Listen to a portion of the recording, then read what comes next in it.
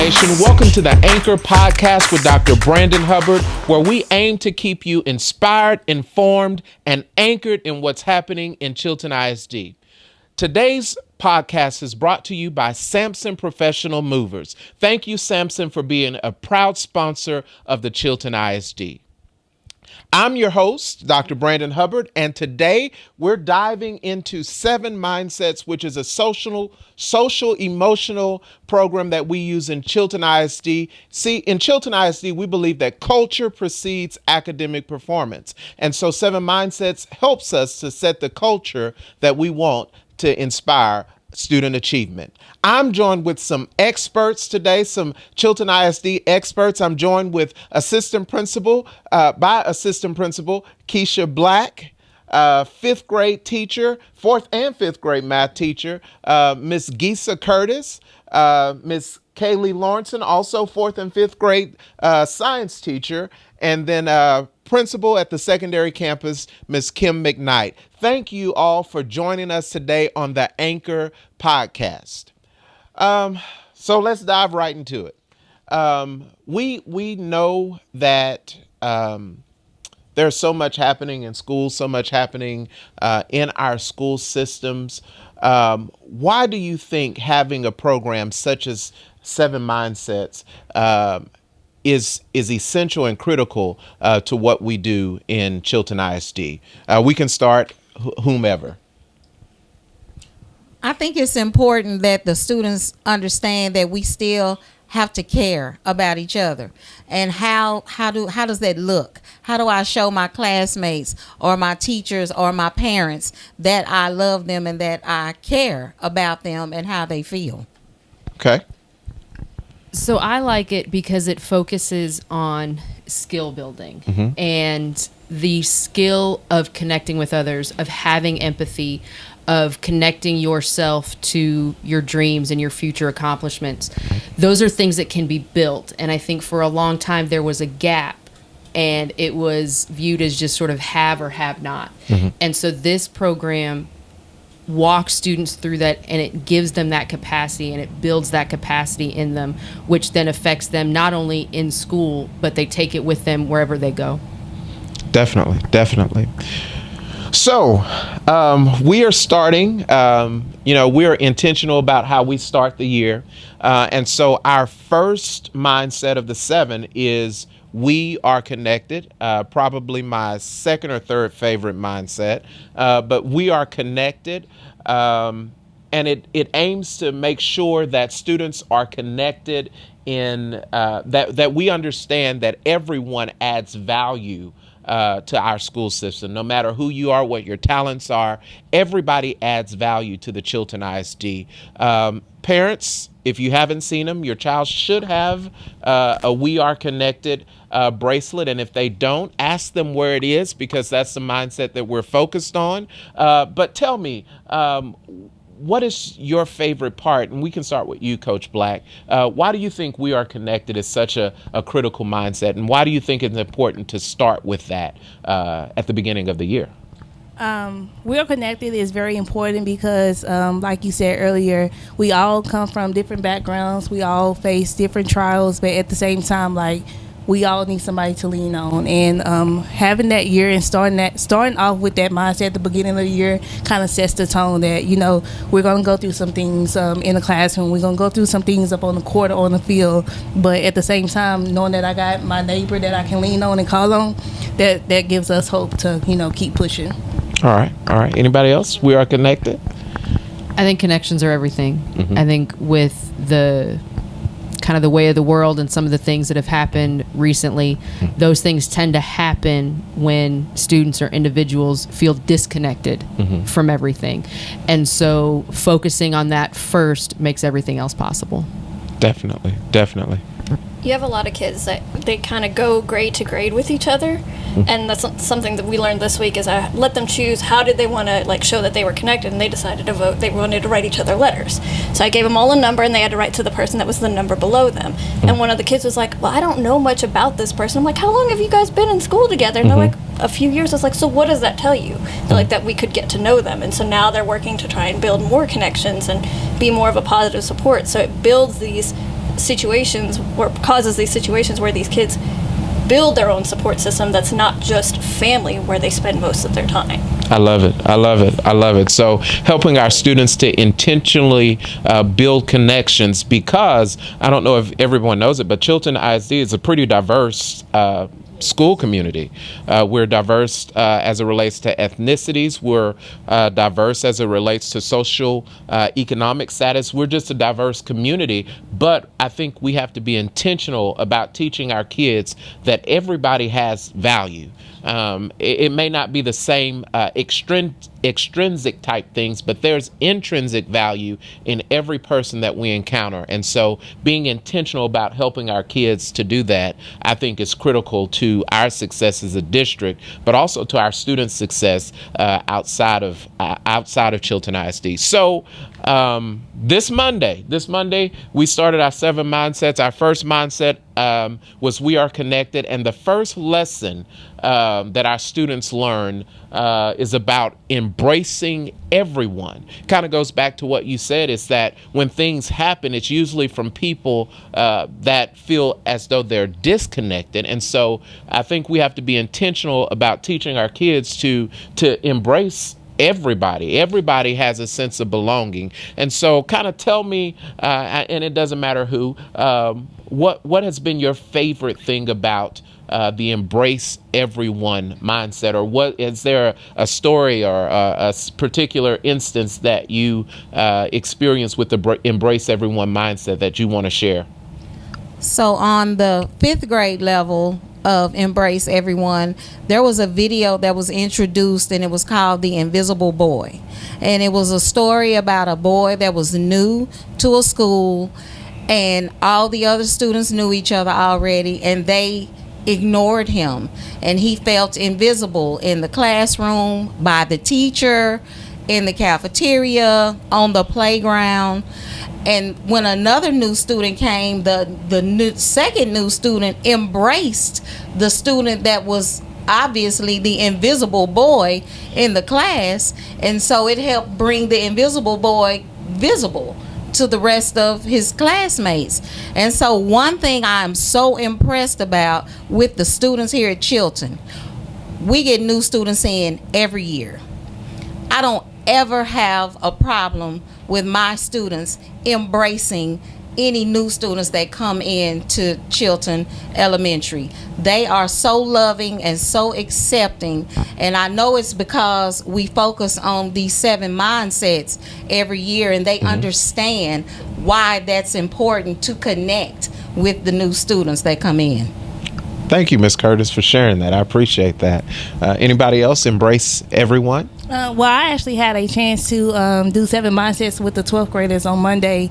And what I kind of did with the lesson is just kind of have them reflect. Like, think of a time, or think of a time in your life here at school where you thought that you would never connect to somebody, and you were connected to them now. Like, how did that make you feel? How did it make you feel now? So just hearing the stories of those seniors connecting to teachers, connecting to the extracurricular activity coaches that we have here, it was just like, dang, I never looked at it like that. Like, we are connected. Like, they took me in, and I do have a family outside of my family here. So it was good to kind of see those reflections with the seniors. Right. And I think one of the things that makes this ISD different from many other places and other districts is that our students and staff are intentional and actively try to embrace everyone. I recall we did, and we haven't done it yet this year, but we did an activity in which students were asked to identify an adult that they felt like they were connected to, and it was just about every adult in the district that had at least one student that say, this is a person that I can go to if I'm struggling. And so I think that's indicative of the type of environment that is intentionally created in Chilton ISD. And so I think that matters most as it relates to our students' success and how our students perform in our district. So we've covered embrace everyone. So next week, parents, we're still on We Are Connected, and we're moving to maximizing positive relationships. We want to teach our students to identify those relationships that are parasitic. Identify those relationships in which they are having to give up and give up things. And so we want to teach our students how to identify those relationships that are beneficial to them. And so anybody have any experience with the maximizing positive relationships mindset that they want to share with parents and our community? At the secondary level, we very much start getting into dating and romantic relationships. And when you talk to students and you use the word relationship at this age group, that's very much immediately where their mind goes. And some of those first experiences can be tough for students to manage, male or female. And so that's where a lot of our conversations tend to go when we start talking about positive relationships. Is this a relationship that builds you up, that adds value to your life, Right. that pushes you forward, makes you better? And so those are that's the terminology and the context that we try to build when having those conversations with students about some of those first romantic relationship experiences. And even for some of our older students, that it may not be their first foray into that arena, but now that you're getting a little bit older, our seniors that are getting ready to leave us and even our juniors, is this something that is going to carry you toward your dreams? Or is this something that is just maybe easy or comfortable? And so really having some of those conversations, but those conversations are only possible if we are connected and if there is an adult that they trust, that they can talk to. And so it does genuinely build one to the other. Definitely. Anybody else maximizing positive relationships? So one of the things I like to do with the positive relationships is explaining to the kids that being your friend is not a right, it's a privilege. If someone does not treat you good and treat you well and build you up, that might not be a person that you want to have go and continue the path down with you. And so if you look at the people, because sometimes they'll come up and be like, this person's hurting my feelings, and then like you'll try to like fifth graders and fourth graders, they're a little bit younger, and so you try to mediate that a little bit and see like, okay, what's going on? Typically it's a miscommunication where one person understands one thing differently than the other person, and they don't know that they've misunderstood each other. But sometimes it is quite literally, there is a student that's picking at him and poking at him, and if I was that student, I'm like, I wouldn't want to be friends with that person. And they're saying, well, this is my best friend. And it's teaching them to value themselves more and understand, me as a person, I value myself enough to know that I'm a privilege. I'm a good person, and I have the right to be surrounded by people that are good for me. Definitely. All right. So keeping it going. Man, this is my favorite part of the We Are Connected mindset, and it's the building your dream team. I can say I am so fortunate in Chilton ISD because I think I'm surrounded by a dream team of administrators, teachers, support personnel. Like, I think we literally have the 92 Dream Team in Chilton ISD. And if you don't know anything about the 92 Dream Team, they are the best Dream Team. So best basketball team ever assembled. Don't argue with me. They are. So building a dream team. I'm fortunate here in Chilton that we are connected, but I think one of the things that we have to help our students to understand is that as you go through life, you don't know everything, you can't do everything. You have to surround yourself with people who can help you get to where you want to get. And so this is one of my favorite parts of the We Are Connected mindset. So I'll let some of the teachers, our administrators, share some of the activities that your students may do or they may come home with as it relates to the build your dream team mindset. So anyone? For the elementary students, we have to help them understand first that your dream team could be a teacher, it could be your principal, it could be the counselor, it could be your friends, it could be your family members, it could be the pastor at your church. Your dream team is whoever is going to help you reach and achieve the goal that you want to reach. And so at this point, we're still trying to figure that out. Yeah. What do I want to do? What is my goal in life? So we have to kind of focus on what is your goal first? What is your dream? And then who would be the best people for you to put on your team to help you reach that goal? I think we have the best dream team on the whole campus in the district, the 4th and 5th grade team. We are the best dream team. And it is because we have had adversities. When we all met, we did not all get along. We did not mesh, but we figured it out because we knew ultimately what was the goal.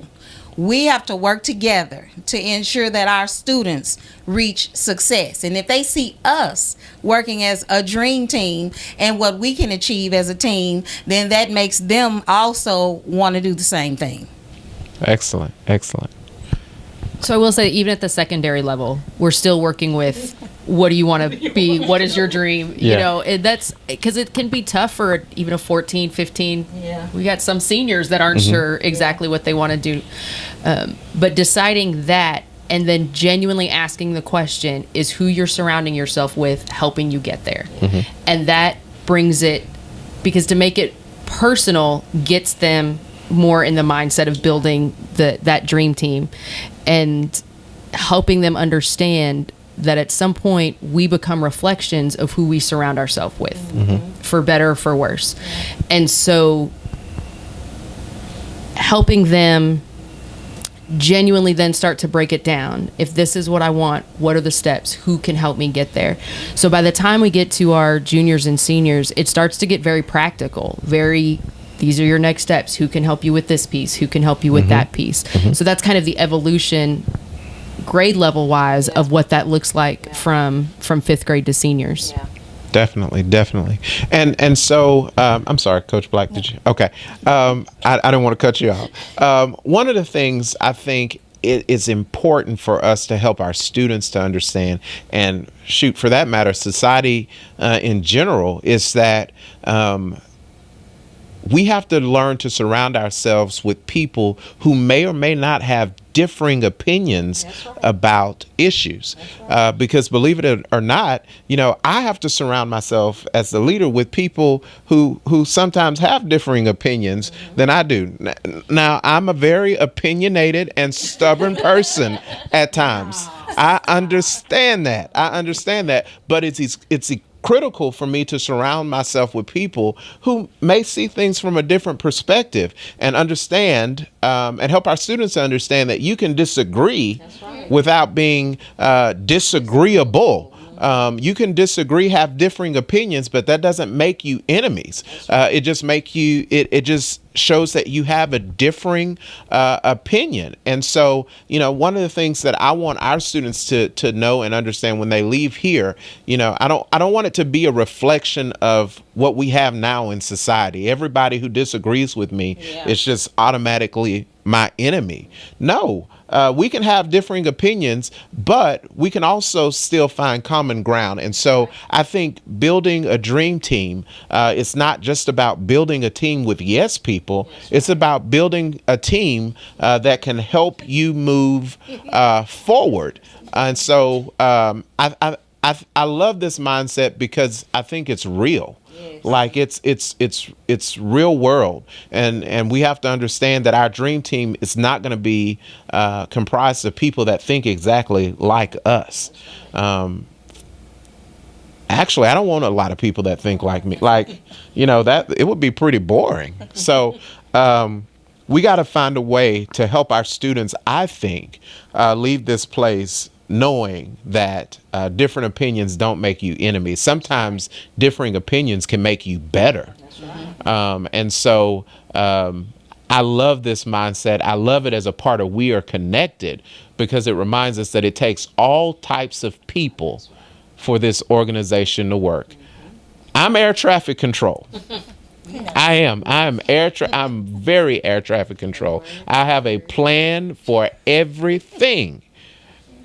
And when my plans get messed up, it throws me into stress. But I need some pilots, I need some grounds crew, I need some flight attendants to make this district go. And so I'm sure all of you, not all of you are air traffic control. I don't know if any of you are air traffic control. Yes, you are. But it takes all of us. What are you? I'm a flight attendant and a grounds crew. That makes sense. And I am pilot in ATC, so we Y'all have some struggles every now and again. we absolutely do. And we have to, like, she'll say, I think you should do this. I'm like, no, that's not going to work for the way that I function. And we have Right. to come to that compromise of, like, how's it going to work between both of us? Definitely. So I love the Build Your Dream Team mindset, and I think it really is vital for our students to grow and succeed. And then the final one, it teaches it's lead with value, helping our students to understand that they can either be, I've heard this said by my former pastor, Pastor Foreman. Well, he's still my pastor, kind of, sort of. Pastor Foreman, either you're an example or you're an excuse. And so teaching our students that they have to be examples of the right way to do things instead of excuses as to how not to do things. So help us out. Lead with value. Talk to us a little bit about lead with value. For elementary, treat others the way you want to be treated. Do the right thing whether somebody is watching or not. When you see the wrong thing happening, you don't have to participate in that. Don't do the wrong thing when you know it's the wrong thing. You be the leader and step out and say, hey, you know you're not supposed to be talking right now. Miss Curtis just said be quiet. Instead of talking with your friend. Lead. You can be a leader. That's how it starts with us in elementary, because everybody wants to follow the leader, which is always not the most positive example. But by the time they leave elementary, I think they got it a little bit. Because when they get to y'all, then they're scared. You want to come back? Oh, no, we told you. Get ready. Now, we are not that scary at the secondary. I don't know about that. They seem to have a different opinion. But for us, kind of following that same be an example or an exclusion, the context that we use a lot is, are you part of the problem or are you part of the solution? And problem solving, because at this level, especially when we get into high school, we start electing class officers. They start getting to make some of their own decisions. And so there is a tendency to complain rather than problem solve. And so getting them kind of out of that mindset, and then even going up one more level with our teachers. You know, real world, we're doing a competition right now. And, you know, there were some feelings after the first day about how that was going. And, you know, one of them was like, well, who's not doing this and who's not doing that? I said, well, why don't you go find out how you can help them do better? You know, and so really trying to make sure that with all of these, that I'm putting it back in the context that I would like them to put it back to students. And I know Coach Black does that every single day. You know, she is very much the lead by example person. Definitely. You know, one of the reasons, and you know, every place has their own philosophy, but I truly believe that culture will always precede academic achievement.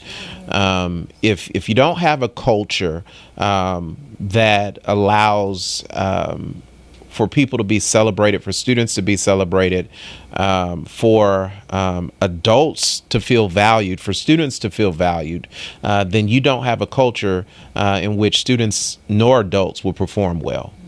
And so, you know, one of the things I always say, and I hang my hat on this in Chilton ISD, is that based on who we are, they always say we're going to perform at a D or an F level. Well, I don't know who lied to them, but one of the things that I think keeps us performing at the level that we do is that we embrace each other, We are intentional about the culture that we create, and the culture that we create is driven by our 7 mindsets. It's driven by the way we treat and interact with each other. And so we're an A district. They may say we're 89 right now with this new accountability It system. rounds up to a 90. Yeah. So, but hey, that's fine. We're gonna be back there. I'm not worried about that. We'll get their little 90 next. But I think one of the things that keeps us where we are is that we are intentional about creating a culture that will allow success. It doesn't mean that we always agree, because that is absolutely not the case. But it's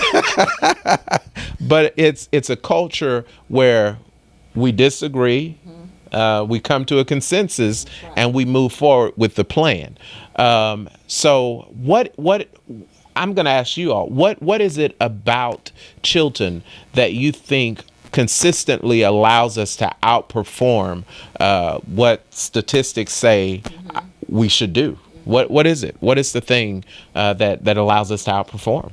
I know we kind of started this, I think, last year using the word heart, high expectations, accountability, respect, and trust. I really believe that not only does the admin and the staff and the teachers and the students, but even our parents in our community, like, we really buy into that, and we gonna let our numbers talk. We gonna put in the work, and we gonna let our numbers talk. Right. So, just we gonna get in there. We gonna work. we gonna work, and I think knowing like where we been or what they say we should be, that's motivation to us, because we're gonna prove you wrong every time. Right. So every time, I really think using that hard work, that those high expectations, everybody has bought into that. You can see it, you can feel it. You know it, like you can see it in the hallways, like even with our students passing through each other. And I think just seeing that and knowing that, like that puts, that we lighting our fires. That's right. We're lighting each other fires. Yeah. And even on the elementary campus, we tell them how society looks at us and how they think we aren't capable of being as smart as everybody else. So we remind them of that. And so they are constantly trying to prove everybody else wrong. Like, they say, we smart, Miss Curtis. What they talking about? I said, baby, I don't know, but we going to show them. We going to keep showing them, right? So that's how we feel on the elementary campus as well. We can perform and do just as well, if not better, than everybody else around us. And they know we care. And because we care, they perform for us and for themselves. I think there's also the parent accountability, because I talk with teachers from other districts all the time where they reach out to the parent and they're like, my child would never, and then most of the time when I reach out to a parent, I'm like, hey, this is what they're doing really well on, this is an area that they're struggling, do you want me to send stuff home? They're like, yes, absolutely, yes, please. Absolutely. And they're like, there are certain parents that are like, can you give me a weekly email? Absolutely, I will send you a weekly email. And they're actively participating, and they care about the future for their kids because they see and they want better for them. And I think that's what makes Chilton a much bigger and better community. And I will say, from the admin and teacher side, as far as what makes Chilton different, because I think I'm kind of still the new kid on the block a little bit in that respect, is when it comes to building the dream team and being connected. When we do disagree, I think the key thing is there's not a person in the room that doubts any other person in that room's commitment to the kids.